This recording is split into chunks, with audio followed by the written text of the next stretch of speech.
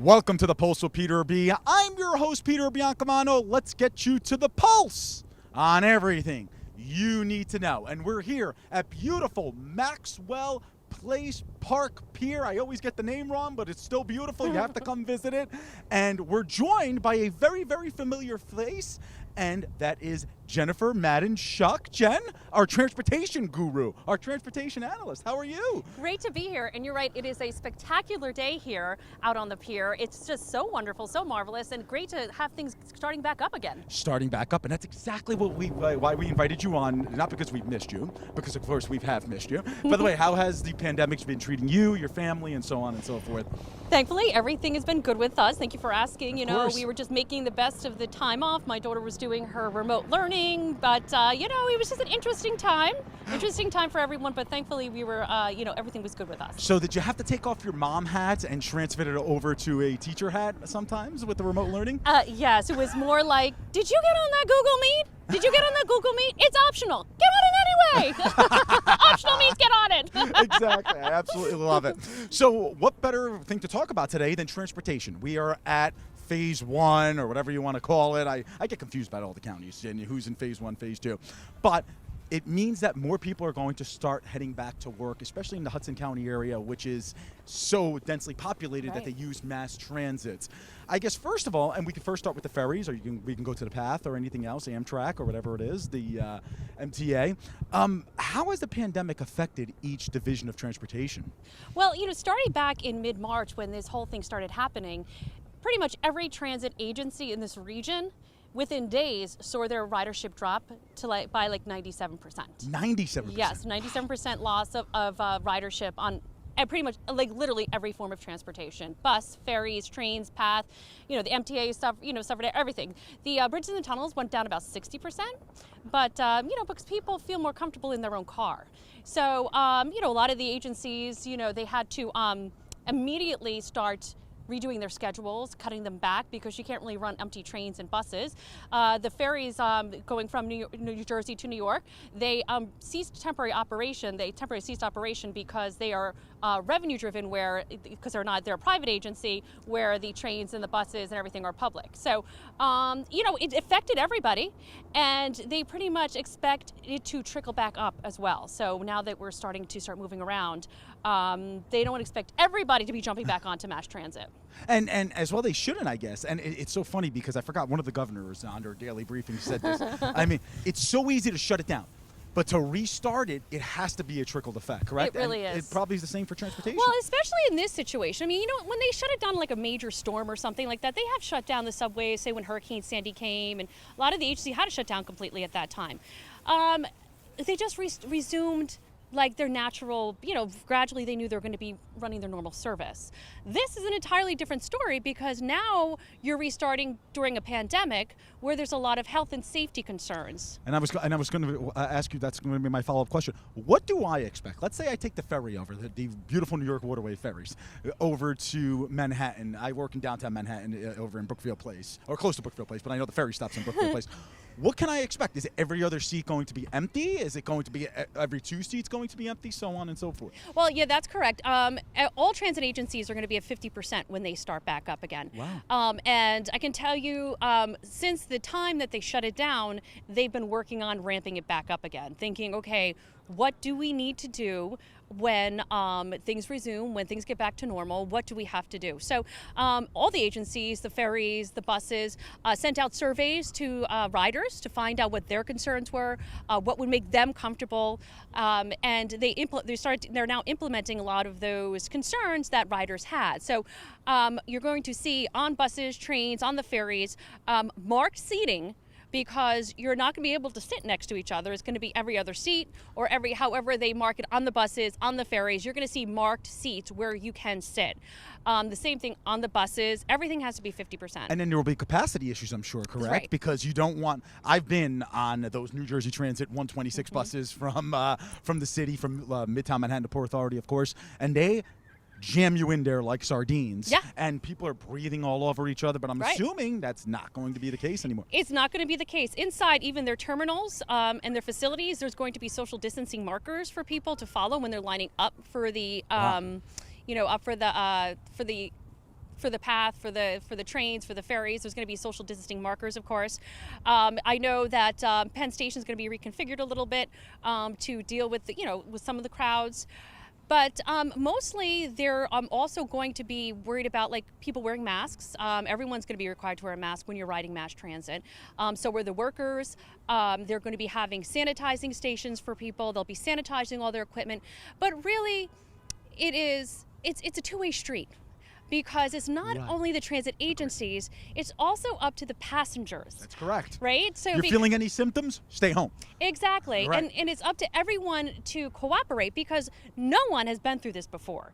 No one has been through this before. And, it's going to take patience on both sides, on the transit side and the passenger side. Passengers are, going to have to be willing to wear their masks, wear the gloves. You have to take your own precautions too. You know what I'm saying? I'm sure I'm a mother, I'm wiping that stuff down. I'm wiping like my daughter's hands down. You also have to take your own precautions. Yeah. Exactly. Exactly.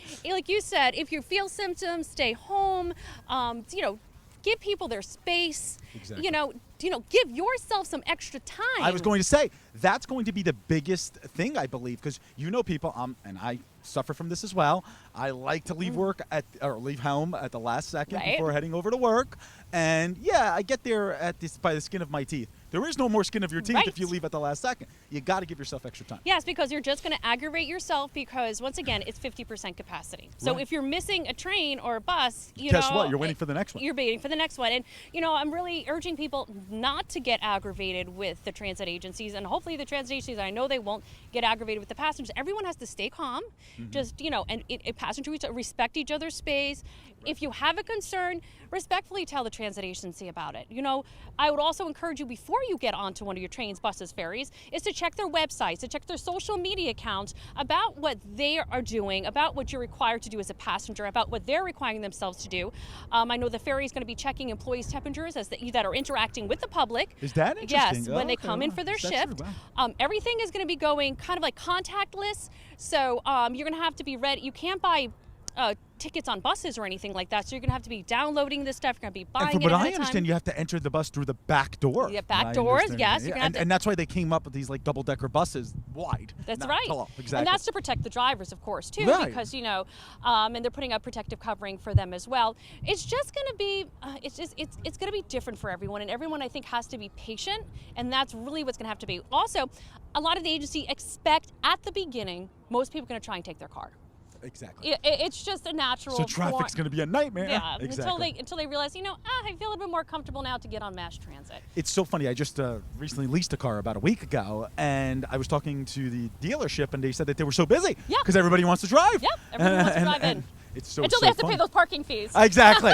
and the tolls. And they'll be looking to break the lease. Really quickly, John, we have a few seconds here. Do you think that these different forms of transportation are going to have the capability to deal with the influx of people heading back to work, or do you just believe it's going to be a staggered comeback? Well, it's definitely going to be a staggered comeback. They don't expect everybody. A lot of the companies in the city are, working home for the rest of the year. I mean, some of them are. Right. We don't expect full capacity to come back. 60% of the of the workforce is home right now, working from home. It's going to trickle back. I think that the ferries are going to play a major role in this recovery because of, not because I work for a ferry company, but because you can social distance on them. There you go. And 6 feet. And there is ventilation, and it's just easier. You could go on the top decks. There's ventilation. There's fresh air. I think they're going to play a major role, and they can switch in equipment in and out. Easy. Exactly. Rather than if you're on a train or a bus. I mean, the ferry's right there. They just bring them in and out if they have and to better add yet, more. it's summertime. Why wouldn't you enjoy that breeze, correct?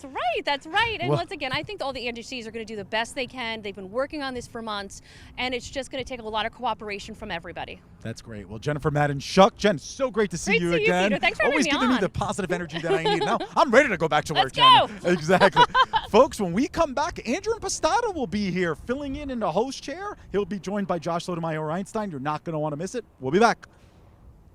Peter Biancamano, your hostess with the mostest of the Pulse with Peter B. Folks, don't forget to visit our Facebook page at the Pulse with Peter B. and make sure you like and follow us on there. We're constantly updating that page with new information. And also, on Instagram. For all you grammars out there, make sure you follow us there as well. We're constantly putting these really cool stories, previewing all of our episodes.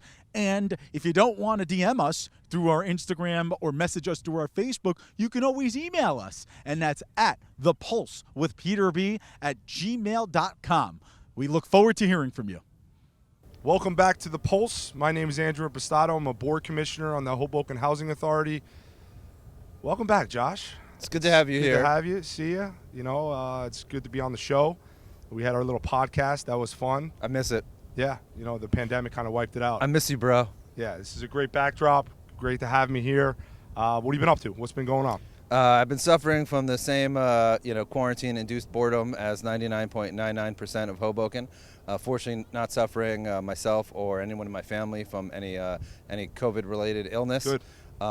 And I've just been taking the time, like so many in our community, to help your neighbors and friends.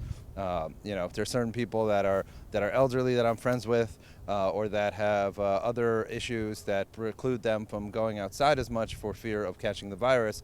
So I've been getting them, going to the supermarket, bringing them food and helping different people with their errands. Good And for you. a lot of the communities come around formally and informally to help each other. It's kind of like in the wake of Hurricane Sandy, everyone was there for each other, and it was a good community spirit, and that's what's going on now. I know you've been doing stuff formally. Yeah, I was fortunate enough to get involved with a task force, a senior citizen task force that was just formed by myself and Dave Mello, former councilman, to try to just get as many resources as possible for our most vulnerable here in the city, whether it's food, hand sanitizer. A really good experience. A lot of different diverse group of members that were part of that task force, and you really get to see what this community is all about in a time of need. This pandemic has opened our eyes to so much when it comes to the economy and local community. We saw at the last council meeting, taxes are a big problem. Our budget hole looks like it's going to balloon to $20 million. Oh my God. It's, pre-pandemic, it was 7 to 12. We don't know. And we saw at the last council meeting on last Wednesday, that, this tax thing, this budget, is just nowhere to be found. And Mayor Bala doesn't want to propose it. No one can see it. And we're just kind of waiting for it. Well, it seems like the mayor is happier to go on national television and talk about what a wonderful job he's doing than to talk to the people of Hoboken about the financial woes in our very near future. That's exactly right. Whether it's been the plastic bag ban, whether it's been solar panels on the city hall roofs, whether it's been curb bump outs and curb extensions, and all these different things that make news in the world and put our mayor in the spotlight, they cost money. The programs cost money. And that's what we're starting to see, that maybe we overspent. Someone's going to have to pay for it now. There's been talks of raising taxes municipally for 5%. It's pretty funny to watch our council, discuss this. Our Board of Education tax could potentially go up 10%. So the price of living in Hoboken is going up, and I'm not sure that what you're getting for that dollar is expanding. Well, I just find it sadly hilarious that these people in City Hall will constantly raise the cost of living by raising everyone's taxes, and then many of them, if not all of them, will turn around and say the next day, we need to do something about affordability and keeping Hoboken economically diverse. Yeah, right. Well, maybe if you stopped reaching into everyone's pocket, they could afford to continue to live here instead of piecing out to the burbs, for a better deal. Yeah, and what's funny, in a city like this, the politics are in play, right? And everyone's fighting for their edge. And we see at these council meetings that Councilwoman Jabbour, Councilman Cohen, and Councilman Doyle are like the puppets, the rubber stampers for Mayor Bala. And they won't disagree. They won't agree with anybody else when it comes to spending or budget. And they just do everything that the Mayor Bala wants. It was funny, Councilwoman Jabbour hasn't said a lot at her term as a councilwoman. We barely hear her at these council meetings. And all of a sudden, there was talks that someone in the administration was working under Bala's campaign. And all of a sudden, she exploded with emotion, and it was unbelievable to see. I don't know how well you know her, but it was great to see someone get so passionate about something. I would love to see that same passion for our basic community things that are going on and our local government. Well, I think passion is very important. I think to give Jabor the benefit of the doubt, she does seem to me, to be a very good person, even though her politics are 100% incorrect. You could not be more wrong. But a great, wonderful person who seems to be a true believer. There are other people in the Bala coalition that I think are just yes men because, Bala said jump and they asked how high. Give me names or just some people? Let's just leave it at some people. Okay. But whereas those Councilman people Cohen? definitely exist, I think Councilwoman Jabor is a true believer. And doesn't mean she's not wrong about everything in City Hall or in other politics. But I definitely think that passion that you're talking about is important, not just when we're defending our different political camps, because you and I, we don't see 100% eye to eye politically. No, we don't. Yep. But we both have that passion, and we both respect each other for having that passion, even on the things that we disagree on. Right. And that's really important to have. And I would say that the council opposition, the entire council bears responsibility for when the mayor decides to raise taxes, because it's going to be on them to vote on it. It's going to be interesting. And what's going on with the budget right now is no one understands how much money the state of New Jersey and the federal government are going to give us as it relates to the pandemic and the expenses incurred because of it. So we have to wait to see for that, but that doesn't mean that our city expenses don't go on. Bills need to be paid. The mayor laid off, almost 30 individuals a couple weeks ago. There's been cuts to the directors. There's been cuts to the salaries of the city council and the mayor. And those things, when we need money, you need to cut the fat. And we're going to see how politics come into play here in the next couple weeks for sure. Well, I'm on the same page as you in terms of right-sizing the government on every level. It needs to be trimmed. But there's a way to do it that's prescribed in law, and there's a way to do it that's above board. And, the Bala administration put me in a spot I never thought I'd be in, where I was sympathetic with municipal employees, because just the way that entire thing was handled from the get-go, even before, when it was just allegedly a $7 million budget hole, before the pandemic, was just straight out shady as all heck. And I think you have to realize, even if you don't believe, like I do, that government should be the size that it is, that we're dealing with human beings and we have to be compassionate. And I don't think there's any compassion when it comes to the Bala camp and it comes to pursuing their blatantly in-your-face political agenda.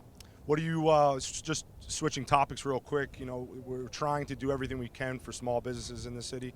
They just last week released that they're going to allow streetscapes, and they're going to allow local businesses to expand their seating to the streets and to the sidewalks. Are you in favor of that? Do you think that's necessary? Do you want to see certain limitations? Well, the scuttlebutt that I've heard, and I've not fact-checked this, but the rumors that I've heard is that the city is going to be charging businesses for the pleasure of expanding their outdoor seating. And taken, in the framework of, we know City Hall is going to raise taxes, we know our useless Governor Murphy is going to raise taxes, all in the name of helping. I don't think it's enough. I think we need to give people and businesses a tax holiday, at least for a quarter. Yeah, I agree. And saying to the businesses that have been shut down, for months now, that hey, we're going to charge you to have some street space, and using that to pursue their pre-existing anti-parking agenda, it's not particularly helpful. It's a good point, and what we're talking about is it's just local business and trying to expand everything we can and stretch the imagination so that these local businesses can survive. I mean, a lot of them are really suffering, and we hope that in the upcoming weeks that things kind of return to norm, people start getting out in a safe manner, and our businesses can hopefully get back to reality of a normal life. It's been a pleasure talking with you, and hopefully we can do it soon. I look forward to it. We'll be right back. Peter Biancamano back with you. Make sure you watch us on cable access every Sunday and Monday at 9 a.m. Optimum Channel 18, Files Channel 46, and Comcast Channel 190. And also, every Sunday, 9:30 a.m., we post our new episode and our segments, our individual segments, on our YouTube page. You're not going to want to miss it. Please subscribe to our channel there. We'll see you there. Welcome back to the Pulse of Peter Urbina. I'm Peter Biancamano again, and we have left Maxwell Place Pier, and we're here, and I'm not going to lie, Nick, at one of my favorite Hoboken restaurants. And we've covered a lot of restaurants, and it's the legendary Malibu Diner on 14th Street, joined by co-owner Nick Bobolas. Nick, how are you, bro? Good, Peter. Nice to be here too. It's nice to be here, right? And we're going to get to, we're actually sitting in their parking lot, folks. It looks like we're down in Punta Cana. Nick and I were there 2 years ago for, Yes, we were. For a wedding. It was a lot of fun. Yes, we were. And we're going to get to this a little later on. But Nick, you know, it's always so funny because Hoboken's such a transient community. And we have people moving in and out of town, you know, every other weekend, it seems, even during the pandemic. Trust Yes. me, I moved during the pandemic. And not a lot of people know the history behind a Malibu Diner. They think of Malibu, California right away, correct? So what is the history? How did it come to this name? Well, back in 1979, when my father came here, moved here from Canada, my whole family moved here. He bought this place. It was called the 14th Street Diner. Yeah. And about 4 years later, in around 1984, he renovated it, tried to change the place change the clientele. Hoboken was changing, and he renamed it from the 14th Street Diner to the Malibu Diner as it currently sits, and has sat for the past, I guess, 36 years. God bless. Yeah. I believe. And we We know had that. we had our 40th year in December. Oh, there's some congratulations. Thank That's you, a thank you. milestone in this town. Nick, and we know that unfortunately your father did pass away about a week and a half, 2 weeks ago. He And did pass. He passed on May 15th. Oh, so it's about 2 weeks He ago, just had a heart issue, and God rest his soul. Higher source took him. Exactly. And you know what I loved about his passing, Nick, was how you guys set up the flowers, how he had the police. Your father was very, very good to first responders, and first responders are so important during, as you can see, a pandemic like this. Yes, even as a kid, I remember him always taking care of the local first responders, the police, by giving back, helping whatever he can to just promote local. A local establishment. Local establishment, but also the local, what do you call it? Police force? Police force. Yeah, absolutely. And Nick, one of my fondest memories of him is you walk in, he's usually at that booth by the back door, right or wrong? He's always there, and he still is there in some form In of spirit. form and spirit. Yes. Absolutely, Yes. absolutely. And we're thinking of him every day. We really are. So Nick, the COVID-19 pandemic, it's Yes. been 3 months now. 3 months. I mean, it feels like 3 years, doesn't it? It feels like 3 years. It's been a long time. I feel like COVID-19 has upended a lot of people's lives. Certainly has. If you have overcome, for example, the health aspect of it, and overcome not getting sick or passing away from it, you find yourself either unemployed or out of business. And a lot of businesses on, say, March 15th, March 16th, when it first started and everything started getting shut down, everybody was on the path to bankruptcy. Yeah. Some have suffered it already. Some have persevered, and some are still fighting the fight to kind of open back up with the CDC's guidelines and our state officials, starting from the governor down to our state, to allow us when we can reopen. And Nick, not a lot of people know this, but the Malibu Diner, folks, is actually one of the biggest employers in Hoboken. I mean, you know, obviously, you know, we got the hospital and the city of Hoboken and We have many a good amount of employees, and But unfortunately, I think out of all the restaurants in Hoboken, you're right up there with the amount of employees. I mean, and they're just not working. I mean, it's probably close to what, 50, 60, Nick?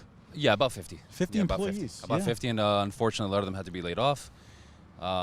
We were running like a skeleton crew, doing deliveries and takeouts, but it's not enough for everybody to be employed. And unfortunately, a lot of them are on unemployment, but that only lasts so long. And hopefully, we can get them all back to work. And if not at 25, 50%, hopefully one day 100%. Exactly. Capacity.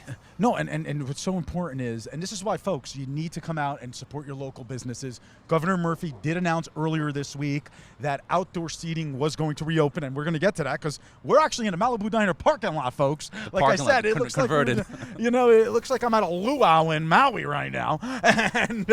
And Nick, what are you trying to do out here? This is fantastic. I mean, can I tell you something? People have stopped by and take pictures, not of me. I'm handsome enough, but not of me. I've been sitting here for 30 minutes, which was my first time, and just waiting for Peter to come by to do this interview. We were a little late. Sorry about And that, I've Nick. seen a lot of people just take photos and just comment that they're favorable opinions of what we have done here.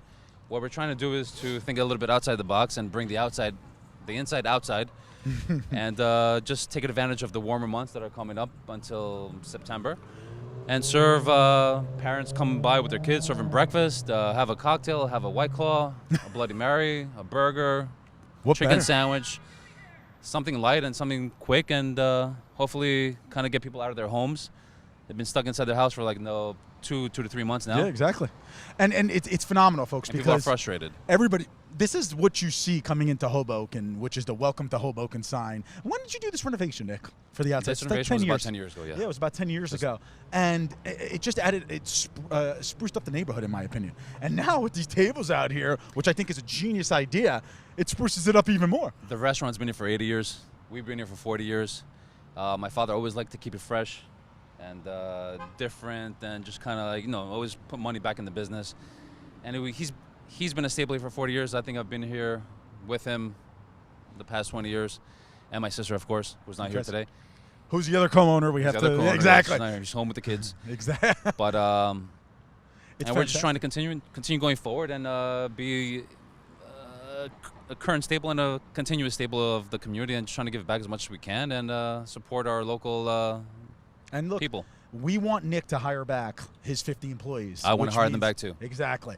And the only way you can do that, folks, is starting June 15th. It's Monday, a week from Monday. Yeah, a week from Monday, yeah. Exactly. A week from Monday, the governor has lifted the sanction where outdoor seating is going to be provided.